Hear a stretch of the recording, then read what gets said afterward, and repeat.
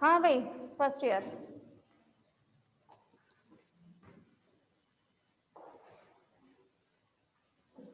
सबसे पहले हम लोग बात कर लेते हैं अबाउट सेल, ठीक है।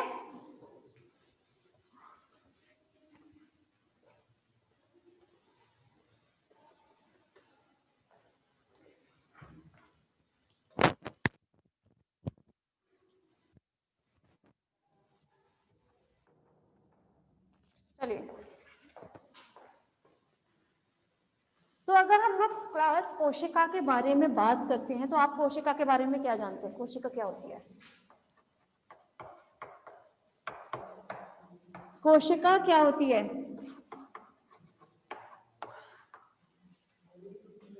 किसकी? शरीर की। हाँ सही बात है, बताओ। कोशिका होती है आपकी जीवन की क्रियात्मक और संरचनात्मक इकाई को कोशिका कहते हैं हम, ठीक है। मतलब हमारा शरीर जो है वो छोटी छोटी कोशिकाओं से ही तो मिलकर बना हुआ है। जब ये कोशिकाएं एकत्रित होती हैं, एक जैसी कोशिकाएं जब एकत्रित होंगी तब वो क्या बनाती हैं? ऊतक का निर्माण करेंगी। और जब एक जैसे ही ऊतक है वो जब मिलेंगे तब किसका निर्माण करते हैं? अंग का। और अंग आगे जाकर बनाता है अंग तंत्र, ठीक है। यहाँ तक तो किसी को परेशानी होगी नहीं? जानते हैं।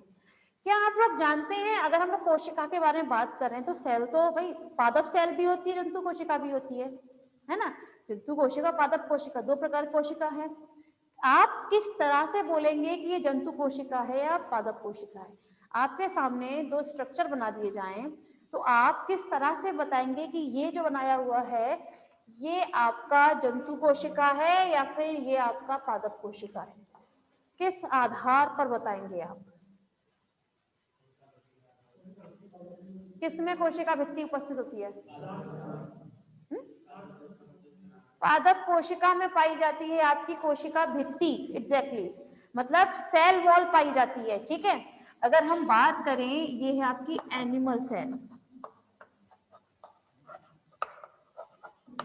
ठीक है, जंतु कोशिका।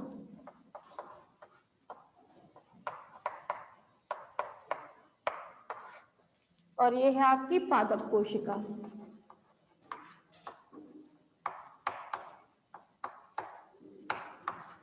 ठीक है। तो जब हम लोग बात करें क्लास, तो पादप कोशिका की आउटर मोस्ट लेयर जो है, सबसे बाहरी आवरण जो है, उसे हम बोलते हैं सेल वॉल। सेल वॉल मतलब कोशिका भित्ति, ठीक है। ये कोशिका भित्ति सिर्फ और सिर्फ पादप कोशिका में ही पाई जाती है, जंतु कोशिका में ये अनुपस्थित होती है, ठीक है। तो अगर जंतु कोशिका में ये अनुपस्थित है सेल वॉल, तो उसकी आउटर मोस्ट लेयर को क्या कहते हैं हम? हाँ गर्ल्स, आप लोगों को जवाब नहीं देना एक भी। सेल मेम्ब्रेन, कोशिका झिल्ली, ठीक है। याद रखना हमेशा ये बात। सेल वॉल प्रेजेंट होती है ना को इस पादप कोशिका पर, इसीलिए जो पादप की कोशिकाएं होती है थोड़ी दृढ़ प्रकार की होती हैं। ये जो इनमें इरेक्टनेस जो आती है, ये जो दृढ़नेस आती है, ठीक है, हमारी बहुत लचीली प्रकार की होती है कोशिका, है ना। लेकिन पेड़ों की हमेशा बहुत दृढ़ होती है, बहुत ज्यादा दृढ़, है ना। तो किसकी वजह से होती है? हमेशा सेल वॉल की वजह से होती है, ठीक है। अब सेल वॉल के अंदर क्या प्रेजेंट होगी पादप कोशिका में? सेल वॉल है, सेल मेम्ब्रेन उपस्थित होगी इस पर। चलिए, और क्या जानते हैं? चलिए, इतना तो आपने बता दिया, और मुझे कुछ अंतर बता सकते हैं दोनों में? हरित लवक किसमें पाए जाते हैं? पादप कोशिका में पाए जाते हैं आपके हरित लवक, क्लोरोप्लास्ट, ठीक है, इसमें प्रेजेंट होते हैं, जबकि इसमें आपके एब्सेंट होंगे। और बताइए। हाँ, जो पादप कोशिका होती है उसमें रिक्तिका बड़ी होती है, जबकि जंतु कोशिका में छोटी उपस्थित होती है, ठीक है। ये है आपका विक्यूल, रिक्तिका जिन्हें हम बोलते हैं, ठीक है।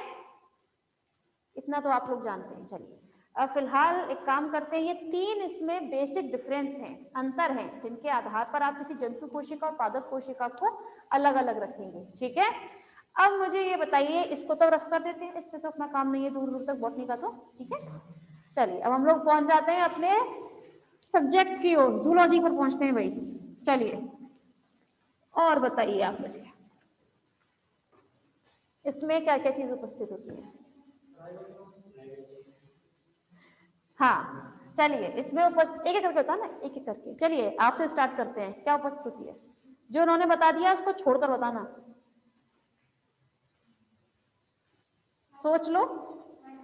माइटोकॉन्ड्रिया उपस्थित है, चलिए।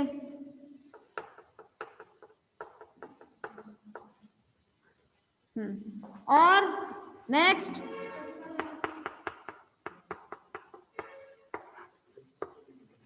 माइटोकॉन्ड्रिया में ऑनलाइन वाले भी बता सकते हैं मुझे, मनाही नहीं है उन्हें। माइटोकॉन्ड्रिया और क्या बताया था अभी, राइबोसोम्स पाए जाते हैं। चलो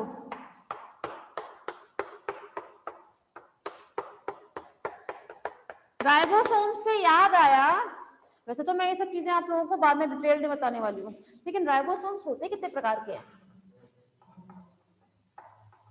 कितने प्रकार के, दो। आज थोड़ा सा सिर्फ रफली राइबो ले रहे हैं हम लोग आइडिया, ठीक है। कल से आप लोगों का पर्टिकुलर वो चलेगा, ठीक है। आज सिर्फ रफली वो दीजिए मुझे, जिससे मुझे पता चले कोशिका विज्ञान में आपने क्या क्या पढ़ा है अब तक। 9th क्लास से आ जाता है कोशिका, है ना, 7th से आ जाता है, बहुत ही अच्छी बात है। चलिए राइबोसोम्स कितने प्रकार के होते हैं, 2 प्रकार के होते हैं। कौन कौन से होते हैं, 70S और 80S। क्या अंतर होता है दोनों में, वेरी नाइस। प्रोकैरियोटिक सेल जो होती है, प्रोकैरियोटिक कोशिका में हमेशा 70S प्रकार के राइबोसोम्स पाए जाते हैं, जबकि यूकैरियोटिक कोशिका में 80S प्रकार के पाए जाते हैं, ठीक है। पर अंतर क्या है, देखो इनका जो अपसादन गुणांक होता है ना, उसके आधार पर ही बताया गया है कि इनका अपसादन गुणांक किसी का कुछ होता है किसी का कुछ। तो अपसादन गुणांक के अंतर पर ही बताया गया है कि ये 70S प्रकार का है और ये 80S प्रकार का है। और ये जो अंतर बताया था, ये एक साइंटिस्ट थे जिनका नाम था स्वेडबर्ग, ठीक है। ये स्वेडबर्ग नाम के एक साइंटिस्ट थे, वैज्ञानिक थे, जिन्होंने ये बात बताई थी कि 70S और 80S में ये अंतर है, ठीक है, अपसादन गुणांक के आधार पर। इसीलिए ये जो एस शब्द लगता है हमेशा इनके साथ में, 70S और 80S बोलते हैं ना, तो एस जो है वो इसकी यूनिट होती है। जैसे हम लोग लगाते हैं ना, सब्जी लेने जाते हैं तो क्या बोलते हैं, 1 किलो आलू देना, 2 किलो भिंडी देना, तो किलो क्या होती है, यूनिट होती है, यूनिट होती है ना। तो सिमिलरली ये 80S और 70S में एस जो है ये यूनिट है इसकी, ठीक है। और ये एस हम क्यों बोलते हैं, स्वेडबर्ग के एक सम्मान के लिए हमने उनको सम्मान दिया हुआ है, क्योंकि ये बात उन्होंने ही बताई थी कि प्रोकैरियोटिक में 70S प्रकार का होता है, 80S में ये यूकैरियोटिक में 80S प्रकार का राइबोसोम उपस्थित होता है, ठीक है। अब हम बात कर लेते हैं कि इन्होंने जो अवसादन गुणांक बताया था, कोफिशिएंट रिएक्टर जो बताया था, उन्होंने क्या बताया था, ये बात कर लेते हैं, जहां तक आप लोग जानते होंगे अवसादन गुणांक। देखिए पहले हम बात कर लेते हैं, चलिए 70S के बारे में। 70S जो है राइबोसोम्स, आप जानते हैं कि राइबोसोम की 2 उप इकाइयां होती हैं। वैसे तो ये सब चीजें आप लोगों को डिटेल में बताई जाएंगी, ठीक है। थोड़ा सा जनरल आइडिया ले लीजिए, क्योंकि मुझे पता है जब तक हम लोग राइबोसोम तक पहुंचेंगे आप ये दोबारा भूल चुके होंगे। मैं कुछ अच्छे से पता है, मुझे भूल चुके होंगे आप लोग, चल रही है किताब, वो तक तो याद नहीं रख पा रहे। खैर हम लोग जब बात करें 70S की, ठीक है, तो 70S में ये हमेशा मिलकर बना होता है आपका 30S प्लस 50S, ठीक है। आप लोग जानते हैं कि 30S और 50S क्या है, ये राइबोसोम की 2 उप इकाइयां हैं, ठीक है ना, 2 उप इकाइयां सब यूनिट हैं, जिसमें से ये होती है छोटी उप इकाई,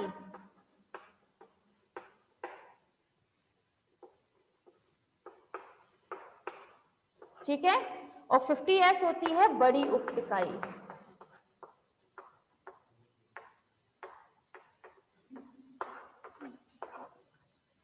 नेक्स्ट 80S में कितना होता है? इन दोनों में ही 10-10 ऐड कर दीजिए, याद करने की जरूरत ही नहीं पड़ेगी, ठीक है। तो इसमें 40S क्या होता है? छोटी उप इकाई, और 60S होती है आपकी बड़ी उप इकाई, ठीक है। यहाँ तो किसी को परेशानी नहीं होगी। वैसे आप लोग जानते हैं ये दोनों ही उप इकाइयां जो होती है छोटी और बड़ी, ठीक है, ये कभी साथ साथ नहीं रहती है। अगर हम बात करें तो छोटी उप इकाई और बड़ी उप इकाई को हम लोग जनरली इस फॉर्म में शो कर देते हैं, है ना, कि ऊपर वाली है छोटी उप इकाई और नीचे वाली है बड़ी उप इकाई, है ना। लेकिन कभी भी सेल के अंदर, कोशिका के अंदर, ये कभी भी इस फॉर्म में नहीं पाई जाती है, ये हमेशा पाई जाती है आपकी इस फॉर्म में।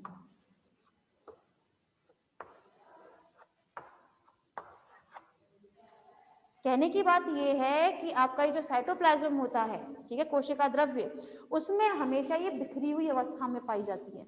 30S है, कहीं 50S है, जैसे ये है सपोज कीजिए 40S, ठीक है, दिस इज अ 60S, ये है 40S and this is a 60S, ठीक है ना, बिखरी हुई अवस्था में पाई जाती है। लेकिन इन दोनों को जब जोड़ना होता है तो उसमें मैग्नीशियम का थोड़ा बहुत इंपॉर्टेंट रोल प्ले करता है। वहां पे उसकी सांद्रता के आधार पर ही, जब ये हमारी होती है ना प्रोटीन सिंथेसिस की प्रोसेस होती है, ठीक है ना, प्रोटीन संश्लेषण का जब प्रक्रिया होगी, उस दौरान ये दोनों सब यूनिट जो होती हैं, उप इकाइयां, ये दोनों नजदीक आती हैं, ठीक है, और अपना काम करने के बाद फिर से ये बिखर जाती है, ठीक है। ये सब चीजें आपको टाइम टू टाइम बताई जाएगी। थोड़ा सा अभी थोड़ा सा इतना नॉलेज लीजिए कि वाइवा में कोई पूछे तो थोड़ा पता होना चाहिए, है ना। चलिए, होप्स और राइबोसोम्स के बारे में बात क्लियर हुई होगी, ठीक है। चलिए, आप जानते हैं पूरे सेल में, मतलब कोशिका में, ये इकलौती ऐसा कोशिकांग है जिस पर कोई भी झिल्ली उपस्थित नहीं होती है। राइबोसोम इकलौता ऐसा कोशिकांग है जिस पर कोई भी झिल्ली उपस्थित नहीं होती है, ठीक है ना। जैसे कि आप लोग बात करें अगर माइटोकॉन्ड्रिया की, तो माइटोकॉन्ड्रिया हमेशा द्विस्तरीय मानी गई है, इसकी झिल्ली होती है द्विस्तर में होती है ना। लेकिन जो राइबोसोम होता है उस पर एक भी झिल्ली उपस्थित नहीं होती है, किसी किसी पर एक झिल्ली उपस्थित होती है तो किसी पर दो, है ना। लेकिन राइबोसोम ही अकेला वो ऐसा कोशिकांग है जिसमें कोई भी झिल्ली उपस्थित नहीं होगी।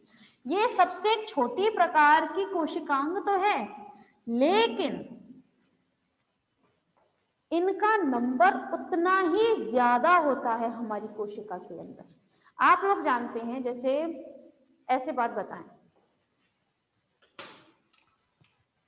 ये सपोज कीजिए आपकी कोशिका है कोई, ठीक है, इसमें मैं अगर कोई बड़ी बड़ी, इतनी बड़ी कम से कम चौक डाल देती हूँ, ठीक है, तो इसमें अप्रोक्स 12 चौक आ जाएंगी, ठीक है। ये कोई बड़ा कोशिकांग है कोशिका के अंदर, तो 12 है, ठीक है।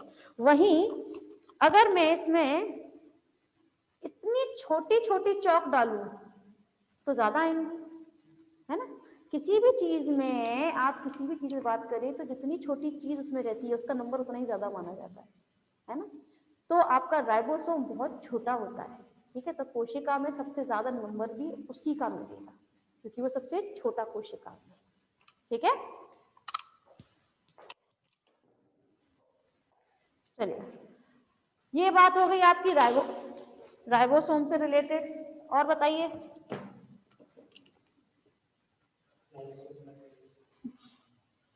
बताइए बताइए।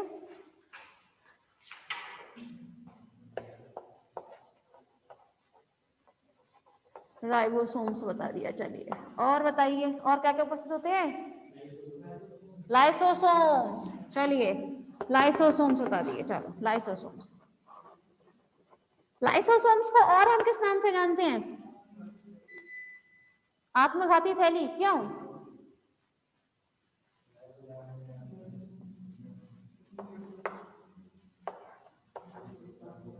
अरे थोड़ा धीरे धीरे बोल रहे हो, ऐसे काऊ काऊ काऊ काऊ मत करो, मुझे थोड़ा सा बताओ क्या है, क्या चीज। एग्जैक्टली इसमें पाचक एंजाइम्स भरे होते हैं लाइसोसोम में, जिन्हें हम क्या बोलते हैं? हाँ, लाइसोजाइमिक एंजाइम्स, ठीक है, जिनका काम क्या होता है, पाचन की प्रक्रिया में मदद करना, ठीक है। पर ये आत्मघाती थैली क्यों बोलते हैं, सुसाइडल बैग क्यों इन्हें बोला जाता है, मेरा क्वेश्चन ये है। हाँ, जब भी कोई कोशिका में कोई भी ऐसा ऑर्गेनेल जब जो सड़ जाता है या खराब हो जाता है, ठीक है, तो उस वक्त उसको भी पचाने का काम कौन करता है, लाइसोसोम ही करता है, ठीक है। अब जब ये बहुत ज्यादा भर जाती है तो हमेशा जब खराब होने की स्थिति पे क्या होता है, ये लाइसोसोम फट जाएगी, है ना, इसीलिए इसको बोला जाता है आत्मघाती थैली, अपने आप फटती है, ठीक है, इसीलिए इसे हम इंग्लिश में बोलते हैं सुसाइडल बैग, ये सुसाइड करती है अपने आप, ठीक है, आत्मघाती थैली। अच्छा, और तो एक एक करके बताओ, मैं धीरे धीरे बताऊंगी, यहाँ बताएं। गोल्जी का है, चलिए गोल्जी का है,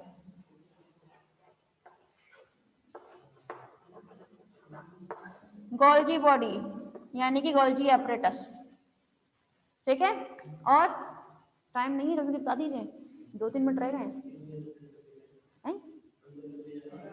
ER एंडोप्लाज्मिक रेटिकुलम, चलिए, हाँ ER, ER से याद आया, ये कितने होते हैं, ER अंतःप्रद्रवी जालिका, कितने प्रकार के होते हैं, कौन कौन से होते हैं, RER और SER, चलिए RER और SER, मतलब rough endoplasmic reticulum and smooth endoplasmic reticulum, ठीक है। होता क्या है ये,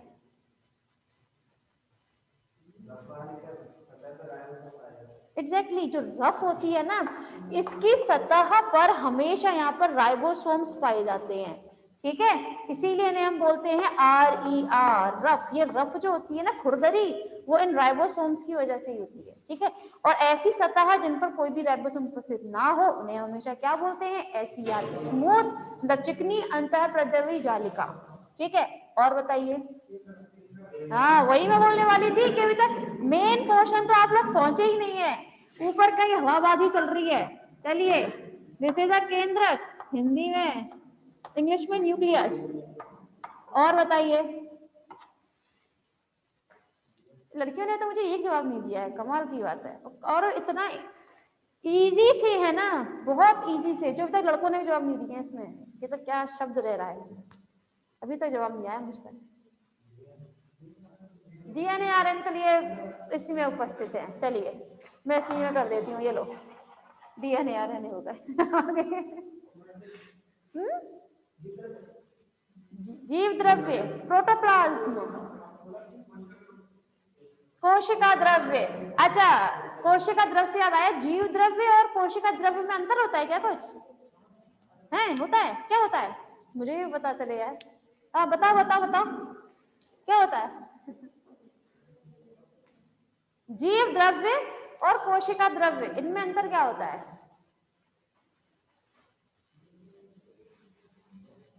हाँ देखिए क्लास है तो इसमें आने वाले कोशिकांगों के बारे में हम समय पर बात करेंगे, ठीक है, पहले अंतर समझ लीजिए। अरे बड़ी